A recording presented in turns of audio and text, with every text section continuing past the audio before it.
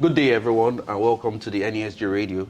My name is Sheriff Adiribigbe, and I am the Communications and Strategic Advocacy expert with the Nigerian Economic Summit Group.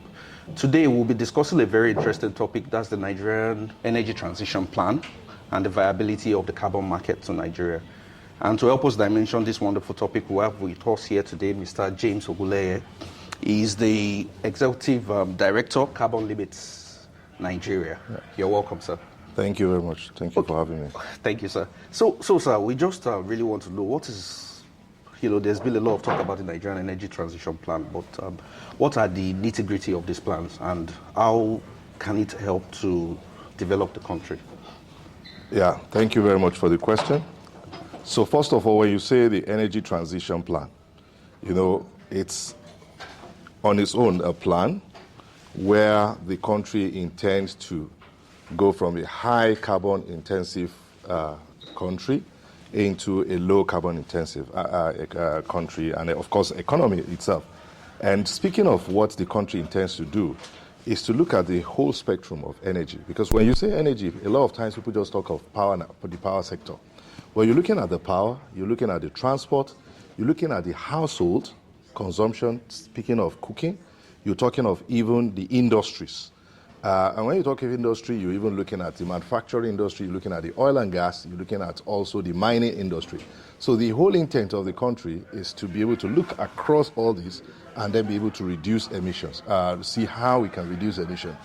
Now, when you say energy transition plan, it's also cascaded into the net zero, because the intent is that you move from where you are to low carbon and ultimately to zero. And that's why the country have said, given what it is, the pathway for the country will be via gas into renewables and ultimately, of course, renewables being a zero emitting.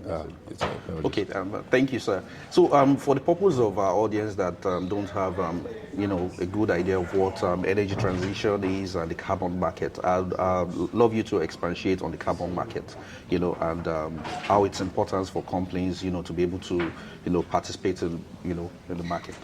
Okay, sorry, let me track back to say, let's not also mix it together to think that each time we just talk of energy transition, then the carbon market follows. There are two different things. We could do either of the two without necessarily having to talk to the two. But what's the benefit of having the two together is because the carbon market is an incentive to the energy transition. So when you say energy transition, to the layman, what the layman should be able to capture, to be able to think of, is that today I'm using diesel. Tomorrow, I want to be using gas. Next tomorrow, I want to be using renewables. I've moved from a very high-intensive diesel emissions to gas, and then lately in renewables, where I'm not even emitting again. So that is the transition plan. So in the layman's language. So if you think about that in your transport, that you're moving from whatever it is presently to later at a point where we are able to be using electric vehicles. If you say within your industries, you are saying, okay, what are we using today? We're using maybe LPFO, low fuel oil. We're using diesel, but we're moving from that to gas, and at some point we are in hydrogen. So where you say there's no emissions. That's the ETP. But where does the carbon market, how does it fit in? Because it's like a jigsaw. What you're doing is that you're bringing in the carbon market where you are literally saying that for every effort that I make in trying to reduce this emission, I get a reward. And that form of reward that you get is a carbon credit. And that carbon credits that you're getting it for you being able to displace some, or being able to evade some emissions. And once you avoid those emissions, then you are qualified to get that carbon credit. Now, I hear people talk carbon markets, carbon credits so much, but let's not also make the mistake that it doesn't solve it completely. Because how much are you going to get from carbon credit is also a question of how viable is the carbon market. Carbon markets in the international community is going to be different from carbon markets in Nigeria. For example, what's the price of carbon? Price of carbon in international community could go as high as about 400 euros, $400 in some markets in Europe, and in some places it's as low as 5 cents. So if I'm getting 5 cents, how much can it do to whatever I'm doing? So we have to keep it in context. Carbon market, good, but it also the viability of the market. Okay, thank you very much, sir. I'm sure this explanation has really helped to understand, what the energy transition plan is about and how it fits into the whole carbon market perspective.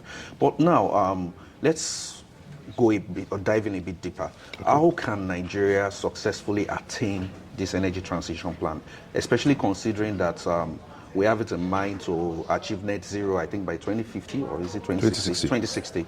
So how can we, successfully achieve this plan and achieve, what we intend to? That is the net zero in 2060.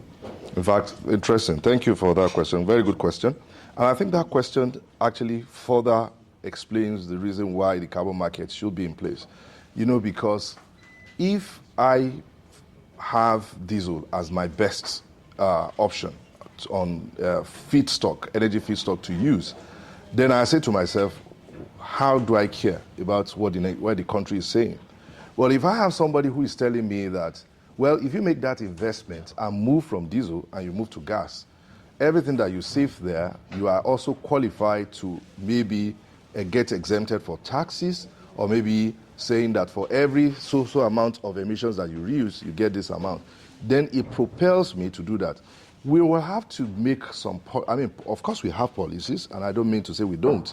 Policies that will drive us to move from one to the other, from switching from one to the other. And I tell you what, they're already playing out, because people are deliberately moving to some other sources for so many reasons. The diesel itself is getting more expensive, and gas is looking cheaper. So that is a policy drive to do it. So we'll have to do a combination of policy to drive these processes, carbon market to drive these processes, and also a lot of orientation and awareness, because some people don't even know that some of the alternatives provides a better opportunity, but also in terms of health, that it also makes you to have a good health and all that. So once you make that awareness known, then the switch will happen. I think the big question is, are we able to get it done by 2060? So hold on, we'll find that out very soon. Hopefully, sir. Yeah. So, sir, on the final note now, we'll look at definitely for Nigeria to successfully achieve this plan, there has to be a bit of public sector intervention in terms of maybe policy drive from the government, and also the private sector also has its role to play. So I'd like you to tell us, how public sector and private sector collaboration can help us fast track achieving our net zero plan in 2060. Yeah, thank you very much. I think from that perspective, this work is going to be done largely by the private sector. But of course, the public sector are not going to be thrown behind, because the public sector will have to be the ones to report whatever you're doing in the private sector. They hold the ace to be able to make the policies to happen, to drive the processes, to check what we are doing, and to also be able to have the feedback that this is not working. What do we do differently? So it has to come in that manner. And you see that in some of the parts of, say, for example, in the energy sector, oil and gas could be private sector driven, power sector could be private sector driven, but in transport, for example, that's not true. You have it as a mix. So you need to be able to, no personal person could say, I own a rail line, for example. So you have the government also in that place. So it's an interplay between the two, but that the way it will then work is that somebody stays with policies, stays with monitoring implementation, while the private sector look forward to good incentives to be able to drive those processes. Thank you very much, sir. You're It's welcome. really been an interesting conversation. And to our audience, we thank you for listening in today. We had with us here Mr. James Oguleye. He's the president of Carbon Market Nigeria. I think You said that. I'm actually the chief technical officer and also executive director with Carbon Limits Nigeria. Okay, we have the chief technical officer and executive director of Carbon Limits Nigeria. Yeah. Okay, thank you for listening to today's conversation. You can also listen to more interesting conversations by visiting www.nesgroup.org/podcast. Thank you. See you next time.